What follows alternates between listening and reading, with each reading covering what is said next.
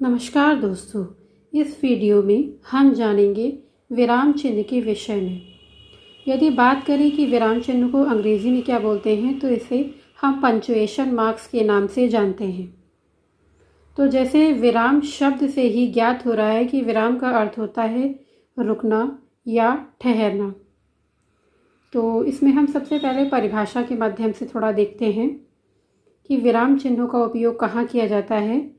तो विराम का अर्थ है रुकना या ठहरना। लिखित भाषा में प्रयोग किए जाने वाले चिन्ह विराम चिन्ह कहलाते हैं। तो यहाँ पे ये बताया जा रहा है कि विराम चिन्हों का उपयोग लिखित भाषा के अंतर्गत किया जाता है। दूसरी परिभाषा जो है वह यहाँ पे एक और दी गई है। बातचीत अथवा लिखने के दौरान विराम को प्रदर्शित करने के लिए लगाए गए चिन्हों को विराम चिन्ह कहते हैं। अर्थात हम दैनिक जीवन में भी जब बातचीत करते हैं तो हम कुछ समय के लिए विराम लेते हैं। तो जब हम अपने भावों और विचारों को पेन की सहायता से अपने कॉपी पर लिखते हैं, तो वो जो वहाँ पर हम जब रुकते हैं तो उस समय हमें विराम चिन्हों की आवश्यकता होती है। अब ये डिपेंड करता है वाक्य के ऊपर कि हमें थोड़ी देर के लिए ठहरना है या फिर ज़्यादा देर के लिए ठहरना है, कहाँ पर हमें आश्चर्य व्यक्त करना है, कहाँ पर हमें प्रश्न पूछना है। तो अलग अलग जगह पे अलग अलग विराम चिन्हों का उपयोग किया जाता है। इसे हम आगे वीडियो में उदाहरण के माध्यम से समझेंगे। तो यहाँ पर हम जान चुके हैं कि विराम का अर्थ होता है रुकना या ठहरना। हम जब अपनी कोई भी बात कहते हैं उसके बाद हम कुछ समय के लिए विराम लेते हैं, उसके उपरांत ही अगली बात को कहते हैं। तो उस समय जब हम लिखित भाषा में अपनी भावों या विचारों को कह रहे हैं या लिख रहे हैं, तो इन विराम चिन्हों का अत्यधिक विशेष महत्व होता है। तो देखिए, जानते हैं कि विराम चिन्हों का क्या महत्व होता है और हमें इन्हें क्यों सीखना चाहिए, क्या इनकी उपयोगिता होती है हमारी हिंदी भाषा को सीखने के लिए, ये कैसे महत्वपूर्ण होते हैं। हिंदी भाषा को शुद्ध बोलने और लिखने के लिए इनका ज्ञान अति आवश्यक है। तो जैसा कि बताया गया है कि हिंदी भाषा को बोलने और लिखने के लिए इनका ज्ञान अति आवश्यक है। अर्थात जैसे जब हमें थोड़े समय के लिए रुकना होता है, बिल्कुल 1 सेकंड के लिए, तो वहाँ हम अल्प विराम का उपयोग करते हैं। और अल्प विराम से भी जब हमें अधिक रुकना होता है तो वहाँ हम, या फिर वाक्य के मध्य में रुकना होता है तो हम अर्ध विराम का उपयोग करते हैं। और जब हमें अर्ध विराम से भी अधिक रुकना होता है या हमारी एक वाक्य के दौरान हमारी बात पूर्ण हो जाती है तो हम पूर्ण विराम का प्रयोग करते हैं। तो जब हम मौखिक रूप से बोलते हैं तो वह चिन्ह दिखाई नहीं देते, परंतु हम उनका उपयोग कहीं ना कहीं करते हैं। ठीक है, अदृश्य रूप से करते हैं लेकिन करते हैं। और लिखित भाषा में यही चिन्ह जो है वो हमें दृश्य रूप में दिखाई देते हुए जो है वो यहाँ पे उपयोग किए जाते हैं।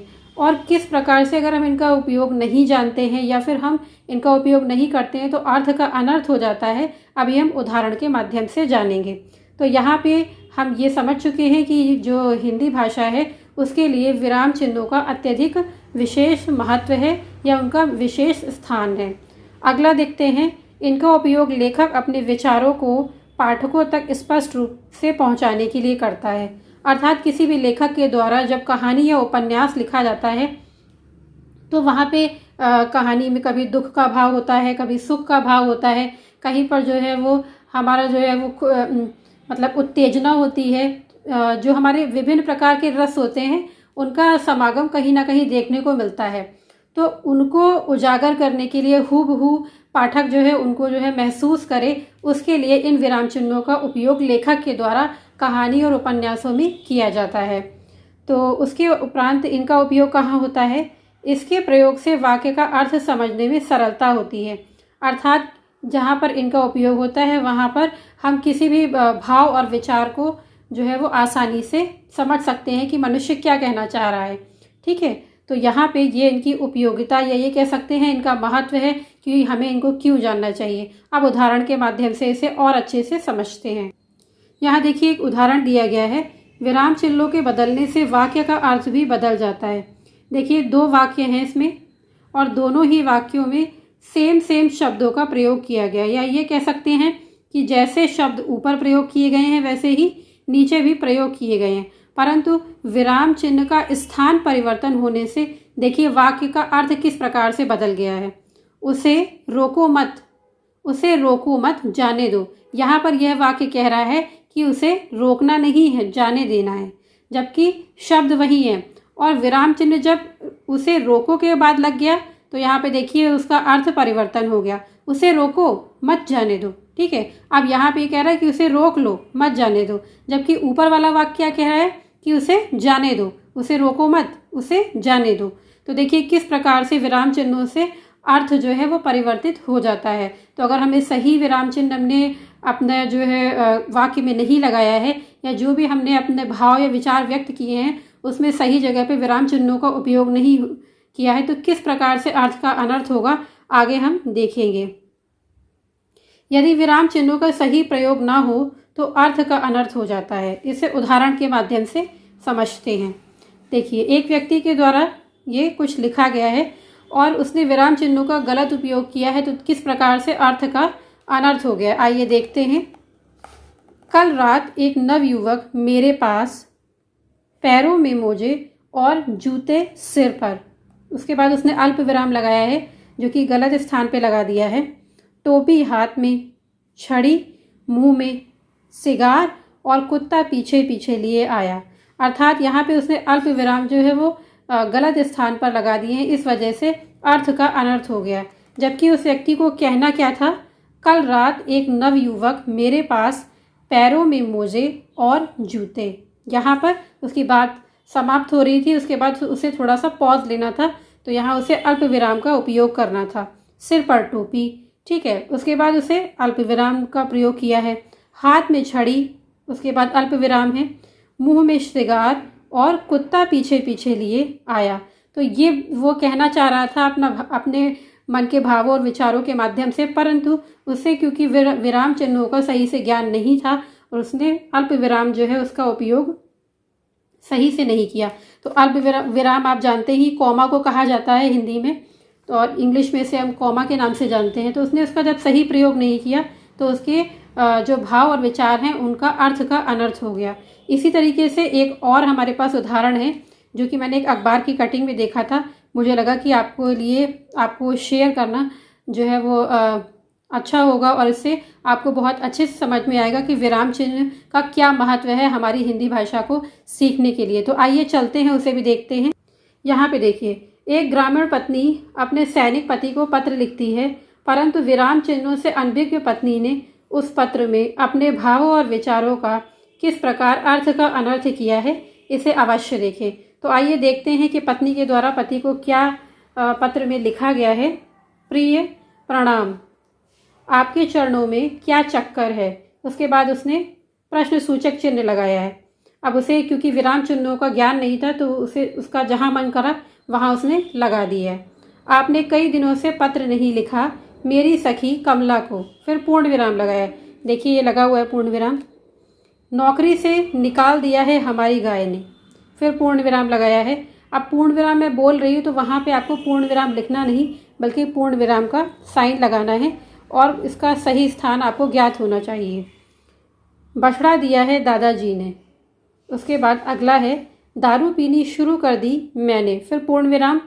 बहुत पत्र डाले तुम नहीं आए कुत्ते के बच्चे, फिर उसके बाद पूर्ण विराम। भेड़िया खा गया है चीनी, उसके बाद पूर्ण विराम। घर आते समय ले आना सुंदर लुगाई, फिर उसके बाद पूर्ण विराम। मेरी नई सहेली बन गई है रेणु, उसके बाद पूर्ण विराम। इस समय टीवी पर गा रही है हमारी भैंस, उसके बाद पूर्ण विराम। बेच दी है तुम्हारी दीदी, उसके उपरांत देखिए पूर्ण विराम लगा है। फिर उसके बाद उसने क्या लिखा है, तुम्हें याद करती है तुम्हारी पड़ोसन, मुझे तंग करती है तुम्हारी बहन, फिर उसके बाद पूर्ण विराम लगा है। अगला है सिर दर्द से लेटी है बिल्ली, फिर पूर्ण विराम। पागल हो गई है तुम्हारी ज़मीन में, उसके बाद पूर्ण विराम। गेहूँ उग आए हैं काका जी के सिर पर, फिर पूर्ण विराम। फिर उसके बाद रूसी हो गई है मेरी पाँव में, फिर पूर्ण विराम। चोट लग गई है तुम्हारे पत्र को, उसके उपरांत पूर्ण विराम। हर घड़ी तरसती रहती हूँ फिर उसके बाद पूर्ण विराम, और बाद में लिखा है तुम्हारी रामवती। तो ये उसने पत्र लिखा, उसको जो है विराम चिन्हों से वह अनभिज्ञ थी, परंतु उसने देखा होगा कि कहीं ना कहीं ये चिन्ह उपयोग किए जाते हैं, तो जहाँ मन हुआ वहाँ लगा दिया। तो इस तरह से उसने जब अपने भावों और विचारों को व्यक्त किया तो किस प्रकार से सारा गुड़ गोबर हो गया या अर्थ का अनर्थ हो गया, आपने स्वयं ही देखा। तो इससे क्या भाव और विचार निकले हैं आप स्वयं ही समझ रहे होंगे कि किसी भी लाइन का जो है वो सही अर्थ नहीं निकल पाया। तो अगर हमें विराम चिन्हों का ज्ञान नहीं होता है तो इसी प्रकार की स्थिति पैदा हो जाती है। तो अब आप जान ही गए होंगे कि विराम चिन्हों का ज्ञान होना कितना आवश्यक है। इसमें उस महिला ने जानबूझकर ये गलती नहीं की, बल्कि उसे विराम चिन्हों का सही प्रयोग पता नहीं था, इसलिए सारा गुड़ गोबर हो गया या अर्थ का अनर्थ हो गया। तो यहाँ पर बस मैं इतना कहना चाहूँगी कि देखन में छोटे लगे घाव करे गंभीर, अर्थात ये विराम चिन्ह जो है वो देखने में तो छोटे लगते हैं, परंतु जब इनका गलत उपयोग हो जाता है तो किस प्रकार से ये सारा गुड़ गोबर कर देते हैं या अर्थ का अनर्थ कर देते हैं, आपने स्वयं ही उदाहरण के माध्यम से देख लिया। और ये भी कहा जा सकता है कि जहाँ पर सुई का काम होता है वहाँ तलवार जो है वो काम नहीं करती है। हर एक वस्तु की या हर एक चीज़ जो कि बनी हुई है उसका कोई ना कोई उपयोग होता है। तो इसलिए इनको जो है हमें सीरियसली लेना चाहिए और सही से इनका ज्ञान करना चाहिए। तो यहाँ पे ये मैं आपको समझाने की दृष्टि से कह रही हूँ। अभी तो ये पढ़ने में बड़ा मतलब हास्यप्रद लग रहा है, परंतु इस प्रकार अगर किसी के द्वारा गलती की जाती है तो उसे जो है वो यही समझा जाएगा कि वो बिल्कुल ही अनभिज्ञ है इस चीज़ों से और उन्हें जो है वो किसी चीज़ का ज्ञान ही नहीं है। अपनी मातृभाषा भी जो है वो सही से नहीं लिख पा रहे हैं, तो फिर किस प्रकार से जो है वो आगे कार्य करेंगे। तो यहाँ पे ये इन चीज़ों का ज्ञान होना अति आवश्यक है। तो हम यहाँ ये कह सकते हैं किसी को आकार के कारण कम नहीं आंकना चाहिए, क्योंकि सुई की जगह तलवार काम नहीं करती है, इसलिए हमें इनका ज्ञान होना अति आवश्यक है। इसके बाद हम उदाहरण के माध्यम से जानेंगे जो हमारे जितने भी विराम चिन्ह हैं उनका उपयोग कहाँ कहाँ किया जाता है। तो यहाँ पे मैंने कुछ महत्वपूर्ण उदाहरण रखे हैं, उनके माध्यम से समझते हैं। आइए, पहला है पूर्ण विराम। तो पूर्ण विराम का जो चिन्ह होता है वो कुछ इस तरीके का होता है। इसे हम इंग्लिश में फुल स्टॉप कहते हैं, लेकिन जब अंग्रेजी में हम फुल स्टॉप लगाते हैं तो एक बिंदी के माध्यम से उसे प्रदर्शित किया जाता है, और जब हमारी बात पूरी हो जाती है तो वहाँ पे अंग्रेजी में एक बिंदी के माध्यम से उसे प्रदर्शित किया जाता है, अर्थात पूर्ण विराम को प्रदर्शित किया जाता है। लेकिन हिंदी में इस तरह से जब हमारी बात पूरी हो जाती है तो हम इस चिन्ह का उपयोग करते हैं, इसे पूर्ण विराम कहते हैं। तो आइए देखते हैं। हिंदी हमारी राष्ट्रभाषा है, तो यहाँ पे हमारा जो बात थी या हमारा भाव या विचार जो थे वो पूरे पूर्ण हो चुके हैं, तो यहाँ पे हमने इसका पूर्ण विराम का उपयोग किया है। अगला इसी तरीके से यहाँ पे देखिए, गाय को गौ माता कहते हैं, तो यहाँ पूर्ण विराम का उपयोग किया गया है। जब हमारी बात पूरी हो जाती है, एक वाक्य पूरा हो जाता है, उसके अंत में इसका उपयोग किया जाता है।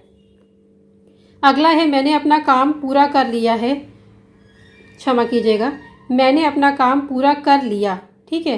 तो यहाँ पे उसके बाद पूर्ण विराम का उपयोग किया गया है। उसके उपरांत है मोहन स्कूल जाता है, तो यहाँ पे पूर्ण विराम का उपयोग किया गया है। तो ये था आपका पूर्ण विराम के विषय में। आइए अगला जानते हैं, अर्धविराम। तो यदि अर्धविराम की बात की जाए तो अर्धविराम जो है वो हमारे अर्ध से, जैसे कि आपको ज्ञात हो रहा होगा, अर्ध शब्द से, अर्ध का अर्थ है आधा, तो अर्थात वाक्य के आधे में, या ये कह सकते हैं कि वाक्य के मध्य में लगाया जाने वाला विराम चिन्ह हमारा अर्धविराम कहलाता है। तो अर्धविराम की यदि चिन्ह की बात की जाए या साइन की बात की जाए तो ऊपर एक बिंदी होती है और नीचे ये जैसे कॉमा का साइन होता है उसी तरीके से ये लगता है। तो पूरा अर्धविराम का चिन्ह इस प्रकार का होता है। यदि अंग्रेजी में बात की जाए तो इसे हम सेमीकोलन के नाम से जानते हैं। तो आइए कुछ उदाहरणों के माध्यम से इसे समझ लेते हैं। सूर्यास्त हो गया और उसके बाद अर्धविराम लगा है, लालिमा का स्थान कालिमा ने ले लिया, ठीक है। तो यहाँ पे देखिए अर्धविराम का प्रयोग किया गया है। अगला है सूर्योदय हो गया, फिर उसके बाद अर्धविराम का उपयोग किया गया है, चिड़िया चहकने लगी और कमल खिल गए। तो ये भी अर्धविराम का उदाहरण है जो कि हमारा वाक्य के मध्य में किया गया है। तो आई होप आपको पूर्ण विराम और अर्धविराम अच्छे से समझ में आया होगा। चलिए अगला देखते हैं। अगला है अल्प विराम। अल्प विराम जो है वो हम बिल्कुल 1 सेकंड के लिए जहाँ पर रुकना होता है वहाँ पे उपयोग किया जाता है। वाक्य में जब हमें 1 सेकंड के लिए बिल्कुल क्षण मात्र के लिए रुकना होता है तब हम अल्प विराम का उपयोग करते हैं। और अल्प विराम को हम अंग्रेजी में कॉमा के नाम से जानते हैं। इसका चिन्ह देखिए इस प्रकार का होता है। तो देखिए जैसे राम, राम के बाद कॉमा, लक्ष्मण, लक्ष्मण के बाद कॉमा जो कि हमारा अल्प विराम है। भरत और शत्रुघ्न राजा दशरथ के 4 पुत्र थे। ठीक है, तो यहाँ पे देखिए बिल्कुल 1-1 सेकंड के लिए हमें रुकना है और हमने अल्प विराम का उपयोग किया है। मैंने भारत में पहाड़, पहाड़ के बाद कॉमा, झरने कॉमा, नदी कॉमा, खेत और इमारत आदि चीज़ें देखी थी। ठीक है, तो यहाँ पे ये हमारा जो था इसका उपयोग किया गया है कॉमा का 1-1 सेकंड के लिए। उसके उपरांत अगला है शिव, राम, कृष्ण, हनुमान और ब्रह्मा। तो जहाँ पे हमने शिव लिखा है, शिव के बाद अल्प विराम का यूज़ किया गया है। फिर राम के बाद अल्प विराम, कृष्ण के बाद अल्प विराम, हनुमान और ब्रह्मा, ये सभी भगवान या ईश्वर के रूप में पूजे जाते हैं। तो देखिए 1-1 सेकंड के लिए हमने रुक करके इसका उपयोग किया है, तो आपको इसका उपयोग अच्छे से समझ में आ गया होगा। उसके उपरांत जानते हैं प्रश्न सूचक चिन्ह के बारे में। जहाँ पर वाक्य में प्रश्न पूछा गया हो, कहाँ, कब, कैसे, क्यों, इन शब्दों का उपयोग किया गया हो, वहाँ पर हमारा प्रश्न सूचक चिन्ह लगता है। और जो कि ये हंसिया के जैसा आकार में बनता है और नीचे एक बिंदी लगी होती है। इस तरीके से प्रश्न सूचक या चिन्हों को जब हम किसी भी प्रकार का प्रश्न पूछते हैं तो उनके अंत में अवश्य लगाया जाता है। अर्थात वाक्य में यदि प्रश्न पूछा गया है तो फिर अंत में इनका उपयोग जरूर किया जाता है। तो सबसे अच्छी पहचान इनकी यही है कि प्रश्न सूचक चिन्ह लगा होता है। तुम्हारा नाम क्या है? तो यहाँ पे देखिए प्रश्न सूचक चिन्ह लगा है। उसके बाद अगला है तुम कहाँ जा रहे हो? उसके बाद प्रश्न सूचक चिन्ह लगा है। अगला है तुम कब आए? तो यहाँ पे प्रश्न सूचक चिन्ह लगा है। अगला है ताजमहल किसने बनवाया? तो यहाँ पे भी प्रश्न सूचक चिन्ह लगा हुआ है, जो कि आपको अच्छे से समझ में आ गया होगा कि वाक्य में यदि कब, कहाँ, क्यों, कैसे इस प्रकार के शब्दों का प्रयोग किया गया हो और अंत में प्रश्न सूचक चिन्ह लगा हो तो ये हमारे प्रश्नवाचक वाक्य के उदाहरण होते हैं। और यहाँ पे मैंने आपको विराम चिन्हों में प्रश्न सूचक चिन्ह से भी अवगत करा दिया। इसके बाद अगला है विस्मयवाचक चिन्ह। तो विस्मयवाचक चिन्ह जो है वो हमारा एक्सक्लेमेशन का जो साइन होता है वो होता है। इसमें एक सीधी खड़ी रेखा और नीचे बिंदी होती है। ठीक है, तो ये हमारा विस्मयवाचक चिन्ह कहलाता है। इसमें आश्चर्य, शोक, घृणा और ये सब चीज़ें जो है व्यक्त की गई होती हैं, हर्ष व्यक्त किया गया होता है। तो आइए उदाहरण के माध्यम से समझते हैं। आह, आह के बाद यहाँ पे देखिए ये विस्मयवाचक चिन्ह लगा हुआ है। आह, कितना सुहावना मौसम है। तो यहाँ पे कितना सुहावना मौसम है, आश्चर्य प्रकट किया जा रहा है कि कितना सुंदर मौसम है। और उसके अलावा हाय राम, वह मर गया। ठीक है, तो हाय राम के बाद जो है वो शोक व्यक्त किया जा रहा है, इसलिए जो है यहाँ पे विस्मयवाचक चिन्ह का उपयोग किया गया है। अगला है छी छी। तो यहाँ पे देखिए घृणा व्यक्त की गई है, इसलिए विस्मयवाचक चिन्ह का उपयोग किया गया है। छी छी, कितनी बदबू है। तो यहाँ पे घृणा व्यक्त की गई है और यहाँ पे विस्मयवाचक चिन्ह का उपयोग किया गया है। शाबाश, और यहाँ पे विस्मयवाचक चिन्ह का उपयोग है। तुम्हारे पास बहुत अच्छे, क्षमा कीजिएगा, तुम्हारे बहुत अच्छे अंक आए हैं। तो यहाँ पे हर्ष व्यक्त किया गया है। तो जहाँ पे हमारा जो है हर्ष व्यक्त किया गया हो, दुख व्यक्त किया गया हो, आश्चर्य और घृणा व्यक्त किया गया हो, वहाँ पर इन चिन्हों का उपयोग किया जाता है। और ऐसे जो वाक्य है वो हमारे विस्मयवाचक वाक्यों की श्रेणी में आते हैं। इसके बाद अगला है निर्देशक चिन्ह। तो निर्देशक चिन्ह को हम अंग्रेजी में डैश के नाम से जानते हैं। निर्देशक चिन्ह जो है वो योजक चिन्ह की तरह ही एक छोटी रेखा के रूप में होता है, देखिए इस तरीके से। परंतु ये जो रेखा होती है, डैश की जो रेखा होती है, वो योजक चिन्ह से बड़ी होती है। तो इन दोनों में सबसे बड़ा अंतर यही होता है कि डैश जो है वो योजक चिन्ह से या हाइफन से जो है वो बड़ा होता है। तो आइए देखते हैं कि योजक चिन्ह का, क्षमा कीजिएगा, निर्देशक चिन्ह का उपयोग कहाँ किया जाता है। तो स्वतंत्रता मेरा जन्मसिद्ध अधिकार है। उसके बाद देखिए यहाँ पे निर्देशक चिन्ह का या डैश का उपयोग किया गया है। यहाँ पे बाल गंगाधर तिलक ने ये कहा है, तो यहाँ पे डैश का उपयोग किया गया है। अगला, जैसे हमें कोई मानिए रचना लिखनी है किसी भी लेखक की, तो जब हम लिखते हैं तो ऐसे पृथ्वीराज रासो फिर उसके बाद बीच में डैश चंद बरदाई। ठीक है, उसके उपरांत जब हमें निर्देश देने होते हैं कि निम्नलिखित प्रश्नों के उत्तर यानी नीचे लिखे हुए प्रश्नों के उत्तर दीजिए, तो यहाँ पे निर्देश दिया जा रहा है, आदेश दिया जा रहा है कि इन सभी प्रश्नों के उत्तर आपको देने हैं। तो यहाँ पे देखिए ये डैश उपयोग किया गया है। अगला है, जैसे हम कभी कोई कहानी वगैरह पढ़ते हैं तो उसमें जो पात्र होते हैं तो उनके पात्र, किस पात्र ने क्या कहा, उसके बाद डैश, उसके बाद जो उसके द्वारा कहा जाता है तो वो आगे लिखा जाता है। तो यहाँ पे देखिए सोहन ने कुछ कहा है तो सोहन के बाद डैश, कहिए क्या बात है। इस तरीके से इनका उपयोग किया जाता है। तो आई होप आपको निर्देशक चिन्ह का भी उपयोग समझ में आया होगा। अगला है हमारा अवतरण या उद्धरण चिन्ह। तो उसके उदाहरण भी हम देख लेते हैं। अवतरण चिन्ह जो है उसे हम डबल इन्वर्टेड कॉमा के नाम से जानते हैं और ये अवतरण चिन्ह हमारा दो प्रकार का होता है, डबल इन्वर्टेड कॉमा और सिंगल इन्वर्टेड कॉमा। तो आइए पहले डबल इन्वर्टेड कॉमा का क्या प्रयोग है विराम चिन्हों की श्रेणी में उसे देखते हैं। जब हमें कोई भी बात जो है वो हाईलाइट करनी होती है या हमें वो विशेष होती है तो उसे दर्शाने के लिए डबल इन्वर्टेड कॉमा का प्रयोग, जो कि ऐसे किया गया है, इस प्रकार से किया जाता है। तो आइए देखते हैं। सुभाष चंद्र बोस ने कहा, तुम मुझे खून दो मैं तुम्हें आज़ादी दूंगा। तो तुम मुझे खून दो मैं तुम्हें आज़ादी दूंगा, यह बात जो है वो विशेष है, तो इसलिए इसे डबल इन्वर्टेड कॉमा में दर्शाया गया है। उसके बाद अगला है आचार्य शुक्ल के शब्दों में, व्यक्ति ही शैली है, शैली ही व्यक्ति है। तो व्यक्ति ही शैली है, शैली ही व्यक्ति है, ये जो है विशेष बात है, इसे इसलिए डबल इन्वर्टेड कॉमा में दर्शाया गया है। अब बात करते हैं सिंगल इन्वर्टेड कॉमा की। जैसे किसी भी कवि का नाम होता है, सूर्यकांत त्रिपाठी निराला, तो जो निराला शब्द है उसे देखिए सिंगल इन्वर्टेड कॉमा में कर दिया गया है, क्योंकि ये निराला नाम से जो है वो अपनी रचनाएं किया करते थे, तो यहाँ पे इसको सिंगल इन्वर्टेड कॉमा में कर दिया गया है। इसी तरीके से अयोध्या सिंह उपाध्याय हरिऔध, तो हरिऔध को जो है वो सिंगल इन्वर्टेड कॉमा में कर दिया गया है।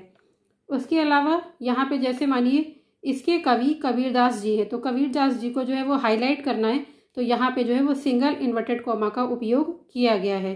इसी प्रकार से महात्मा गांधी राष्ट्रपिता थे, तो राष्ट्रपिता शब्द को हाईलाइट करना है, तो यहाँ पे सिंगल इन्वर्टेड कॉमा का उपयोग किया गया है।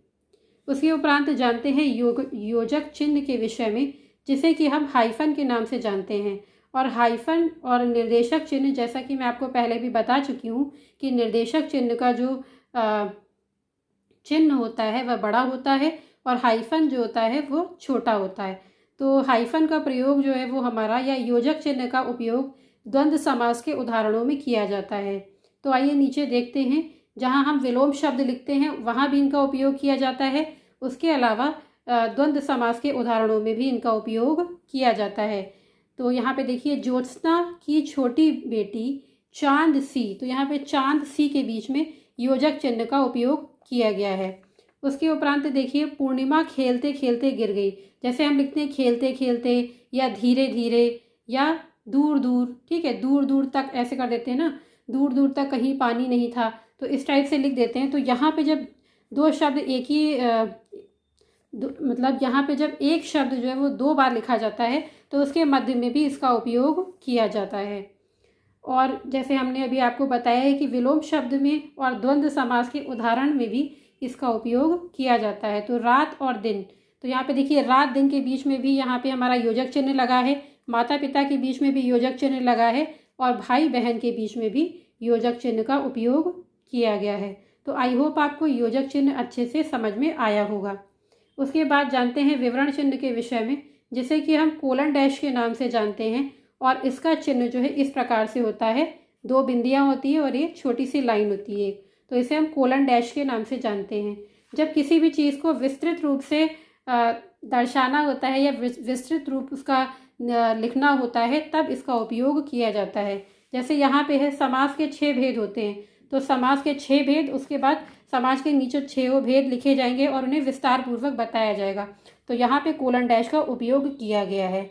इसी तरीके से शब्द शक्तियाँ निम्नलिखित हैं, तो यहाँ पे कोलन डैश का उपयोग किया गया है, यानी जो शब्द शक्तियाँ हैं उनके विषय में विस्तार से यहाँ पर बताना है। जैसे अभिधा लक्षणा जो भी होती है ना, वो शक्तियाँ, उनके बारे में आपको विस्तार पूर्वक बताना है।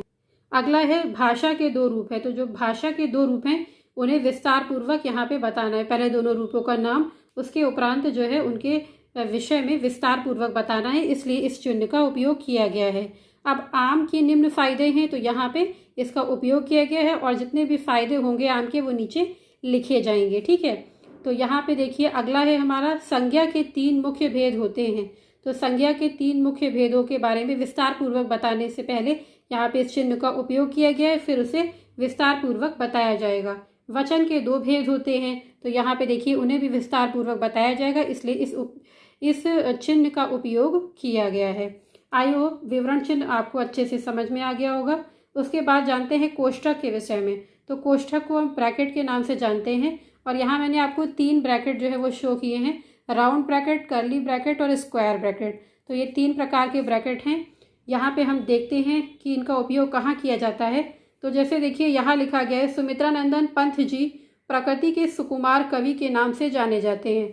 तो यहाँ पे अब सुमित्रानंदन पंत जी और प्रकृति के सुकुमार कवि एक ही है, तो दोनों को एक साथ जो है वाक्य में नहीं लिखा जा सकता है, इसलिए ये जो हमारा राउंड ब्रैकेट है उसके माध्यम से इस चीज़ को प्रदर्शित किया गया है। और ये चीज़ जो है वो वाक्य में विशेष है कि इन्हीं को प्रकृति का सुकुमार कवि कहा जाता है, और कोई कवि नहीं है जिसे कि प्रकृति के सुकुमार कवि के नाम से जाना जाता है। अगला है हमारा कैकेयी ने कहा सक्रोध चली जा मंथरा।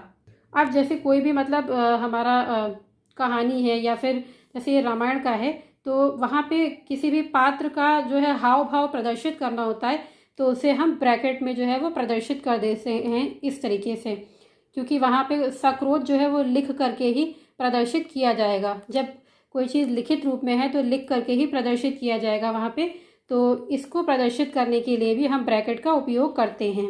अगला है जैसे हम कोई कहानी पढ़ते हैं तो उसमें अब किसके क्या भाव है उसको प्रदर्शित करने के लिए यहाँ ब्रैकेट में देखिए दिया गया है, नौकर हाथ जोड़कर माफ़ी दे दो मालिक। ठीक है, तो नौकर जो है वो किस तरीके से खड़ा हुआ है, या तिरछा खड़ा है या सीधा खड़ा है या रो रहा है, इस तरीके का जो भाव है उसको प्रदर्शित करने के लिए ब्रैकेट का उपयोग किया जाता है कहानी और उपन्यासों में। उसके उपरांत अगला है जवाहरलाल नेहरू प्रथम प्रधानमंत्री को बच्चे बहुत प्यार करते थे। तो जवाहरलाल नेहरू ही जो है वो प्रथम प्रधानमंत्री हैं और ये जो है उनका एक विशेष दर्जा है, तो उसको यहाँ पे दिखाने के लिए ब्रैकेट का उपयोग किया गया है। ठीक है, उसके उपरांत धर्मराज युधिष्ठिर सत्य और धर्म के संरक्षक थे। तो यहाँ पे धर्मराज जो है वही युधिष्ठिर हैं और युधिष्ठिर ही धर्मराज हैं, तो दोनों चीज़ों को एक साथ वाक्य में प्रयोग नहीं किया जा सकता था, इसलिए दोनों को यहाँ पे प्रयोग करने के लिए ब्रैकेट का उपयोग किया गया है। तो आई होप आपको जो है ब्रैकेट का उपयोग समझ में आया होगा। और अगर हम ज़्यादा जानें तो जब हम मैथ्स में सिंप्लीफिकेशन पढ़ते हैं तो इन तीनों ही ब्रैकेट्स का वहाँ यूज़ होता है, और बॉडमास का जब रूल लगता है तब पहले हमारा जो ये राउंड ब्रैकेट है वो ओपन होता है, उसके बाद कर्ली ब्रैकेट, फिर उसके बाद हमारा जो है वो स्क्वायर ब्रैकेट ओपन होता है। सिंप्लीफिकेशन में आपने पढ़ा होगा। तो उसके बाद अगला जो है वो ये देखिए लाघव चिन्ह के उदाहरण। तो लाघव चिन्ह जो है वो हमारा एब्रीविएशन साइन होता है, यानी किसी चीज़ को शॉर्ट में जब लिखना हो तब इसका उपयोग किया जाता है, और ये इस तरीके से कुछ होता है हमारा। जैसे देखिए डॉक्टर शब्द है, तो डॉक्टर को शॉर्ट में लिखना है तो इस तरीके से लिखेंगे, पंडित को शॉर्ट में लिखना है इस तरीके से लिखेंगे, इंजीनियर को शॉर्ट में लिखना है इस तरीके से लिखा जाएगा, उत्तर प्रदेश को शॉर्ट में लिखना है तो इस तरीके से लिखा जाएगा। अगला है हमारा हंस पद के उदाहरण। इन्हें हम काक पद के नाम से भी जानते हैं। ठीक है, और इसे अंग्रेजी में अगर हम कहें तो साइन ऑफ एरर के नाम से भी इसे जाना जाता है। इस तरीके का होता है ये हमारा चिन्ह। जैसे वाक्य में जब हम कोई वाक्य में सभी शब्दों को लिख रहे हैं, कोई शब्द बीच में छूट गया तो हम ये काक पद लगा करके ऊपर उस चीज़ को लिख सकते हैं। आइए देखते हैं, जैसे वह बाजार जा रहा है, तो ये हमारा क्या है, काक पद है या हंस पद है। ऊपर देखिए जो जा लिखा हुआ है वह शब्द है और नीचे यहाँ पर हमने हंस पद लगाया है। वह घर वापस, फिर उसके बाद यहाँ हंस पद उपयोग किया गया है, आ जाएगा। इसी तरीके से 26 जनवरी 1950 को हमारा शब्द जो है वो छूट गया है, तो यहाँ पे हंस पद का उपयोग किया गया है, संविधान लागू हुआ। इस तरीके से हमारा वाक्य पूरा हो गया। ठीक है, तो यहाँ पे ये हंस पद के उदाहरण थे। आई होप आपको अच्छे से समझ में आए होंगे।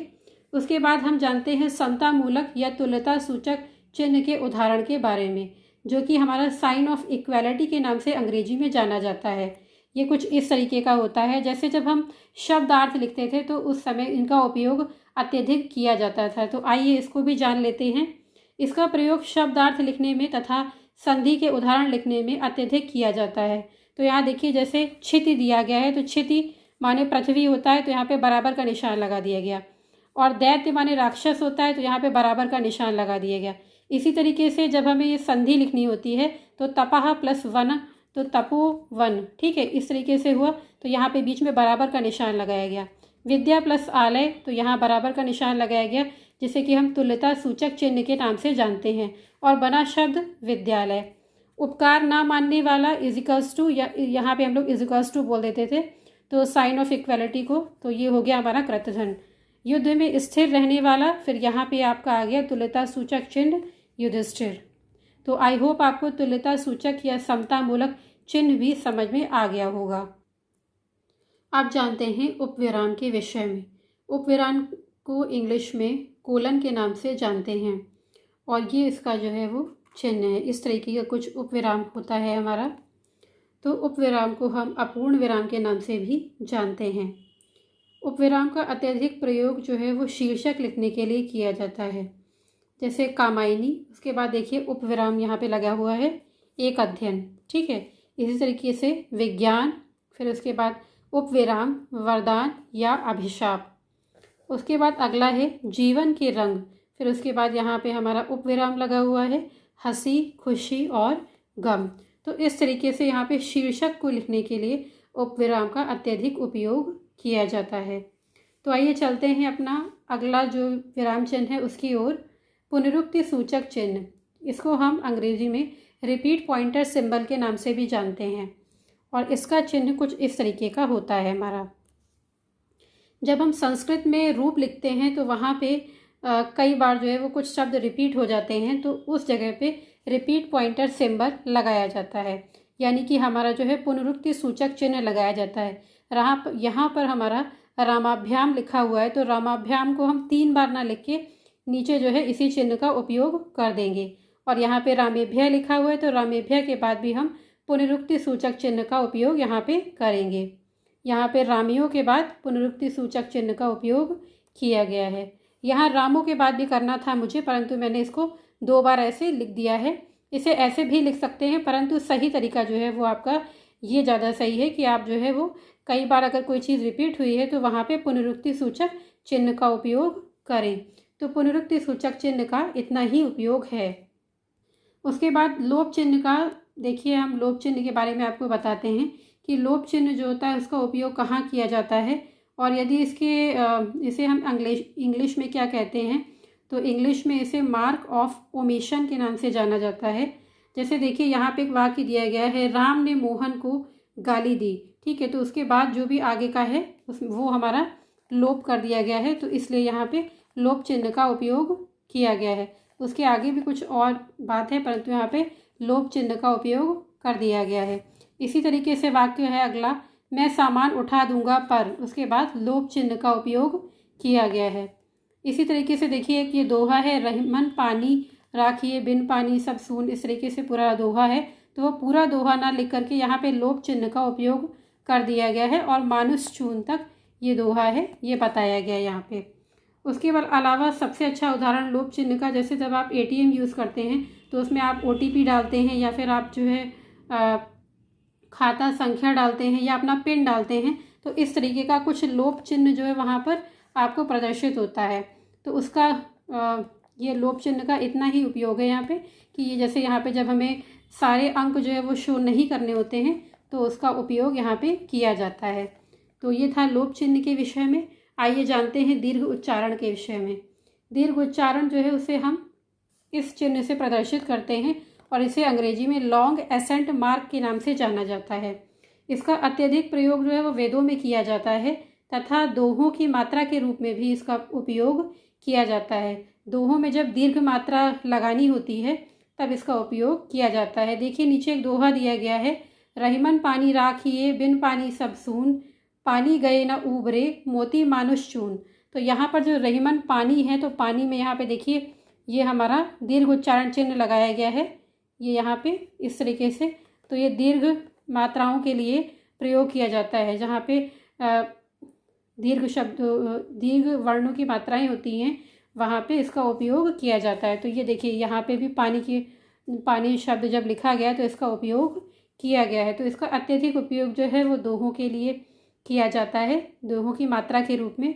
तो ये था दीर्घ उच्चारण चिन्ह के विषय में हमारा।